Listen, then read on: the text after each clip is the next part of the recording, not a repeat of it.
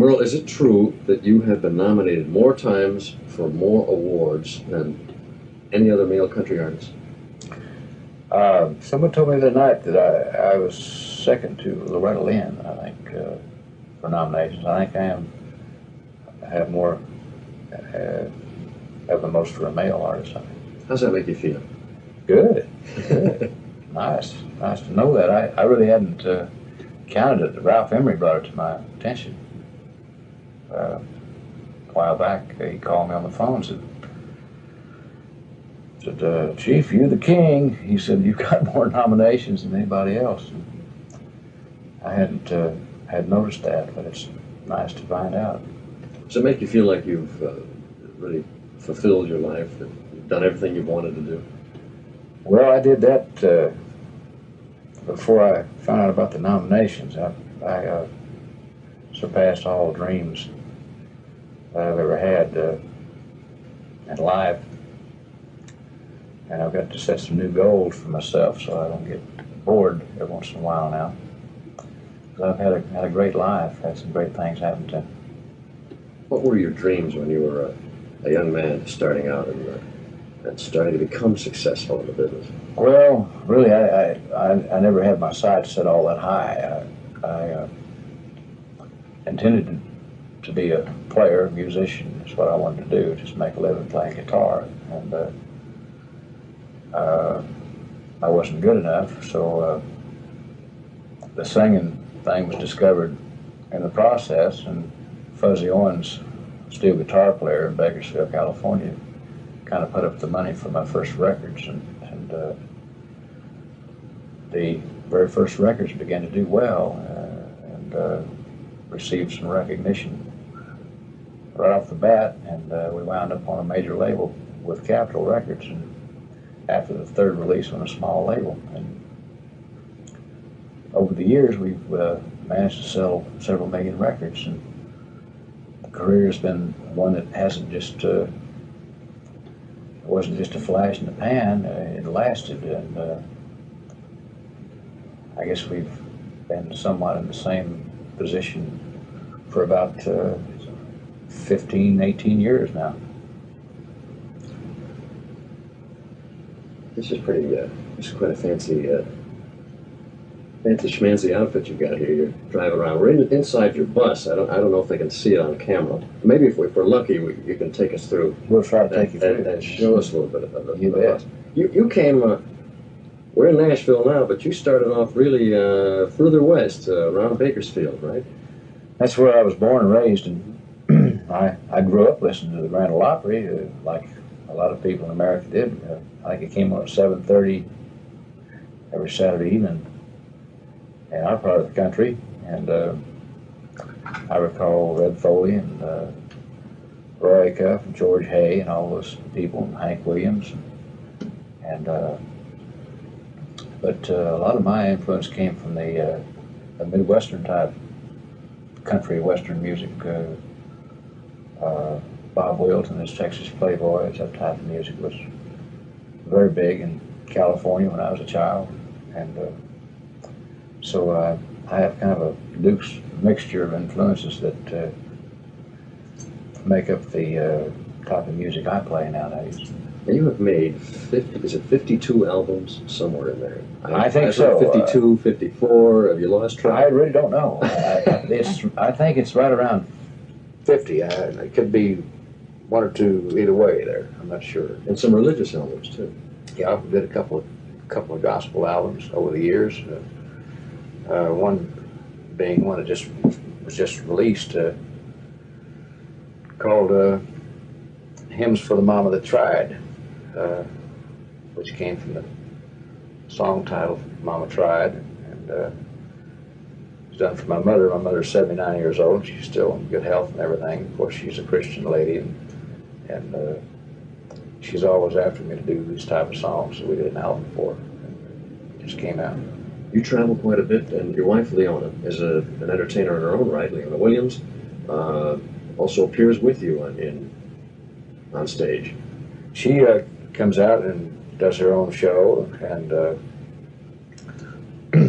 and usually the procedure is that we take an intermission, and she comes back out with me and assists me on guitar. She's also a fine guitar player. So. I'm sure most people know that she's your wife. Do you introduce her as your wife as part of the act? No, I don't. I try to leave the personal life off the bandstand. I try to. I try not to do things that bored me as someone in the audience. Over the years, I've seen that happen so many times, you know, and it just wasn't interesting to me. And so we keep it professional on stage, and then when we go back to the house, we play house, you know. Play house, yes, of course. Leona, let me ask you a question. You travel a lot together. Yes. You work together, and then you go home together. Is that hard, being together a lot like that? We were discussing that one way the other. Yeah. Well, Merle goes fishing quite often. That's right. He just had his first annual bass tournament, right? In Lake Shasta. Mm-hmm. Yeah, this year, matter of fact, and it's going to be a yearly thing. And he goes fishing. We're not together all the time, but I enjoy being with Merle. I'm kind of a togetherness family type person, and I enjoy it. You know? Well, you need a little break. How often do you travel? How often are you on the road? Well, it depends. At certain times of the year, we're out for long periods of time. We're sometimes out for 3 months. We don't go home for 3 months. Do you always travel on the bus? No, we sometimes have to go to the air, but the bus becomes our home out here. We have all of our clothes and all of our personal belongings are here, and our bed. Do you live on the bus when you're... Yeah, we actually live on the bus. You cook on the bus? Sometimes. Sometimes. Who does the cooking? Both of us. Both of you cook? Yeah. You cook, Merle? Yeah, I cook beans and taters, stuff like that. Merle's a fine cook. Is he good? Is he a good cook? He really is. Well, what's his favorite meal that he cooks? Fixes really good pinto beans and I like chili beans. I fix chili and country food we fix mainly. black-eyed peas, stuff like that. What's the favorite things that she cooks for you that you like? Same thing. That helps. Both like the same food, right? He likes this food more spicy than I do, so I don't quite, put as much that type thing in my food. She doesn't put as many jalapeno peppers in her beans as I do mine, but basically the same. A little more spice in there. Right? You got another bus. The band travels on another bus, right? Yeah. How many miles would you say you travel a year? Well, we just got through with a bus that we'd had with us since 1970. We made its last trip about a week ago, and I would venture to say that there was well over 2 million miles on that vehicle, so you can break that down into a couple 100,000 miles a year. Speaking of breaking down, what if you're on the 100,000, what is it? I can't figure right now, I'm too tired. What if What if you're on the road and you break down? You're East Chicken someplace and you've got to be somewhere. Well, it happened just the other day. We have to go. We have to rent whatever we can rent, truck, whatever, go on. What's an outfit like this cost? It's got everything in it. It's a beautiful one. Well, the shell, I understand, has just gone up like everything else. The shell empty costs $129,000. That's without tires, without any inside at all. Which you must have. You should have tires on a bus. Should have tires. This particular coach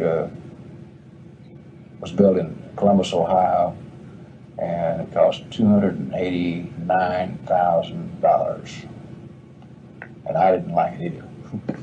The cost. You gotta amortize that out over a few years. When I started buying buses in 1970, you could buy this type of bus for $80,000. That was what they went for at that time. How many have you bought? I think this is our 5th coach. We had one coach, the band coach we've had all through the years. I've changed coaches about every 3 years. The same reason you change cars, for economical reasons, so you don't get caught with an old coach. Where did you two meet? Right here in Nashville. Here in Nashville. Now, you've been married, what, about 3 years? I was married 3 years on October 7. We've been together going on 7 years, though. We've known each other that long. Been slipping around about 7 years. How did you meet? All through records, hearing each other's records, and then Merle came to Nashville. And, there was one of the guys in this group that I knew, Ronnie Reno, called me, and he was recording that night and asked me to come down to the studio. And I came down and meet this guy that has the golden throat of our country music business. Did you know who you were coming to meet? Oh, yeah. Well, I talked to him on the phone before I left the house. And he said, "Can you be here in 30 minutes?" And I said, "No, well, I got to fix my hair first." it was 1975, you know, when I met him. And so anyway, I went down to the studio and met him. And then how long after that? How long a courtship did you have before you? Well, I was in the process of terminating another situation, so she, That's an interesting, that's it, terminating another situation. Mine was terminated. TAS, terminating another situation. You had another situation that was already terminated. Right. Yes, all right. And oh, we got with it pretty quick. When we all left, you know, I dodged her as long as I could, you know, and finally she just. well, our story actually goes back to like 1969. I was recording for a label called Hickory Records, and I had a song called "When I Stopped Dreaming." And anyway, Merle heard the song in California, and he had his secretary to call Nashville to find out about Leona Williams. Well, anyway, we never did meet at that time, and whatever. We never did get to talk even, did we? No, my secretary saw your picture. She never would give it to me. Oh, how rude. Why was that? Pretty lady. Secretary. Saw problems in the air. Yes, yes. This is the old secretary trick. Yeah. Remember that. And anyway, later on in the years, I would hear people say, "Do you know Merle Haggard's a big fan of yours?" Really made me feel good, you know. I said, "Well, I'm sure a big fan of his too, you know." So anyway, one day we met. Oh, look at this little guy down there. I just noticed. There's a third member of our party here. This is Oh, there it is. Tuffy. Hi, Tuffy. Sorry, we didn't mean to wake you, Tuffy. She said, Say hi, Tuffy. She's actually a hand. Golly, let me get back down. Okay, back to sleep, Tuffy. Now you're recording now on Elektra Records, That's right. and Merle, I understand this is there's some significance to this week in Nashville for you too, because you're starting a new relationship with CBS Records. That's true. We've actually been with CBS now for about 90 days, and this is the first big function that we've all been able to get together at the same time and meet each other. And I'll have to say that I'm very impressed with CBS. They are head and shoulders above anything I've ever experienced before. They're really good company. What do you like to sing about? Life, just all aspects of life, good and bad, happy and sad, running and staying and crying, dying, going away, you know, all that type of thing. I love to write about things also. I like train songs. And, I've written songs about planes. I guess there's as many things to write about song-wise as there is on the face of the earth. You know, it could be about a flower. It could be about somebody picking a flower. You know, there's no end to it. And it's really rewarding business, or at least for me it is. I feel like I've given birth to a child. You know, when I have a piece of good luck, write a good song. Well, it's people won't know what my favorite song is. Well, I really don't have any. It's just probably the last one I wrote. You know, if it was good, well, I feel like asking a mother to single out a child. You know, but I'm really proud of my songs, and I've tried to write about a lot of different things. And now you've just written your first book, Sing Me Back Home. It's your autobiography. Right. What prompted you to write it? Well, actually, I've been writing it in songs for years, and Leona felt it should be done. I'm sure the success of some of the other people in the business, Loretta Lynn's book, and autobiographies have always been a successful thing because they're real, and